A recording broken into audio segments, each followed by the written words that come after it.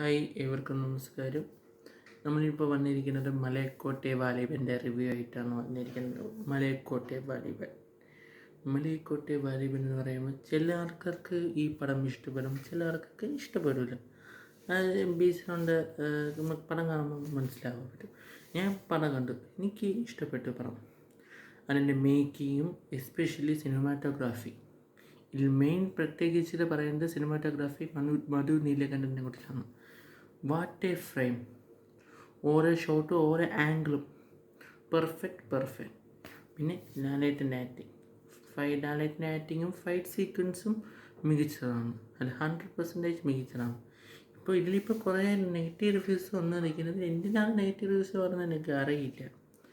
സംഭവം ചില ആൾക്കൊക്കെ ഇഷ്ടപ്പെടും, ചില ആൾക്കൊക്കെ ഇഷ്ടപ്പെടും. പക്ഷേ ഇത് ഓവർ ഡീഗ്രേഡിങ് നടക്കുകയാണ് ഇപ്പോൾ മലൈക്കോട്ടെ വാലിബൻ. ഇപ്പോൾ ബേസിക്കലി LJP പടം, ലിജോ ജോസ് പലിശ്ശേരി പടമാകുമ്പോൾ മിക്കതും സ്ലോ മോഷനൊക്കെ ഉണ്ട്. പിന്നെ ബേസിക്കലി ഒരു ഇച്ചിരി ഒരു ലാഗ് അറിയിക്ക് എപ്പോഴും ഉണ്ടാവണമെന്നില്ല. ബേസിക്കലി എസ്പെഷ്യലി ഒരു ക്യാരക്ടറിനെ കുറിച്ച് പറയുന്നത് ജാൻഷിറ്റ് ചെമ്മന്തകൻ എന്ന അഭിനയം ഒരു രക്ഷയില്ല. കിടിലായിട്ട് അഭിനയിച്ചു ജാൻഷിറ്റ്.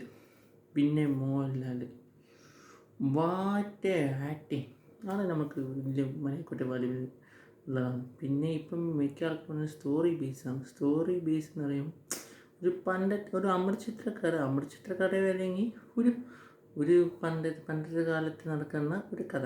ഈ പണ്ടത്തെ പ്രേം നസീറിൻ്റെ പണ്ടത്തെ ഒരു ചരിത്ര സിനിമ അതേപോലത്തെ ടൈപ്പുള്ള സിനിമയാണ് ഇത് മലൈക്കോട്ടെ വാലിബൻ. പക്ഷേ ഡിഫറെൻറ്റ് ടൈപ്പ് ഒരു പടമാണ്. പക്ഷേ ഇതിൽ തേയിലൻ്റാണ് ബെസ്റ്റ്. ഇത് സെക്കൻഡ് പാർട്ടിന് വരുന്ന മുമ്പ് ഒരു തേയിലുണ്ട്, ഒരു രക്ഷയില്ല. ഇതിൻ്റെ സെക്കൻഡ് പാർട്ട് വേണ്ടിയും വെയിറ്റിംഗ് ആണ്. ഞാൻ പറയാതെ നിങ്ങൾ പടം പോയി കാണണം. നിങ്ങൾ പടം കണ്ടിട്ട് നിങ്ങൾ റിവ്യൂ ഇടുക, അല്ലാതെ ബാക്കിയുള്ളവരുടെ റിവ്യൂ കണ്ടിട്ട് നിങ്ങൾ പടം കാണാതിരിക്കരുത്. നിങ്ങൾ must watch the movie Malaikottai Vaaliban. That's all. Thank you.